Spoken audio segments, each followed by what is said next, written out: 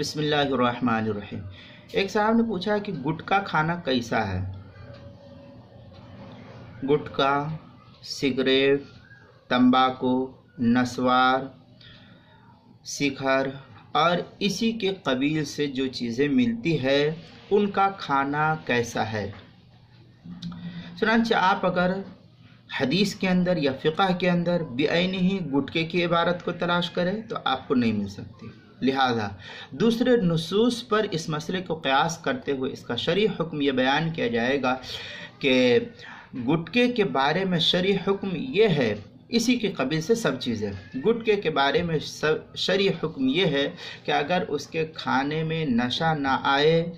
تو بدبو کی وجہ سے مکروہ ہے، اور ان تمام چیزوں کے اندر گٹکا، سگریٹ، بیڑی، تمباکو، نسوار، ان تمام چیزوں میں چونکہ بدبو ہوتی ہے لہذا اس کا استعمال مکروہ ہے، اور اگر اس کے کھانے کی وجہ سے نشہ آ جائے تو پھر ان چیزوں کا استعمال حرام ہو جاتا ہے۔ بخاری کے اندر ایک روایت حضرت عائشہ رضی اللہ تعالی عنہا کی جو حرام ہونے کے تعلق سے ہے، وہ کہ جب نشہ ہو تو حرام ہے۔ کلو شرابن، اس کے تحت جو ہے امام بخاری نے نقل کیا ہے صحیح بخاری کے اندر باب لا یجوز الوضوء من النبیذ، اس کے تحت جو ہندی نسخہ ہے اس کی پہلی جلد صفحہ نمبر 38 پر حدیث نمبر 242 ہے، اور فتاوی شام کے اندر بھی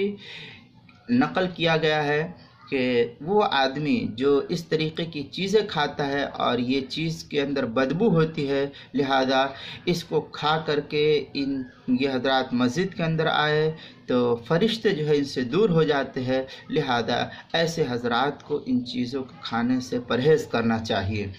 اردو کتاب کے اندر اگر آپ کو دیکھنا ہے تو فتاوی قاسمیہ کے اندر مفتی شبیر صاحب نے جو ہے اس کو نقل کیا ہے 24ویں جلد کے اندر صفحہ نمبر 211 اور 212 پر جو ہے نقل کیا، انہوں نے عنوان ڈالا ہے گٹکا کھانا کیسے، گٹکا کھانا، سوال نمبر 10843 ہے، لہذا آپ وہاں بھی دیکھ سکتے ہیں۔ اب ان باتوں سے یہ معلوم ہوا کہ گٹکا کھانا مکروہ ہے، اور اگر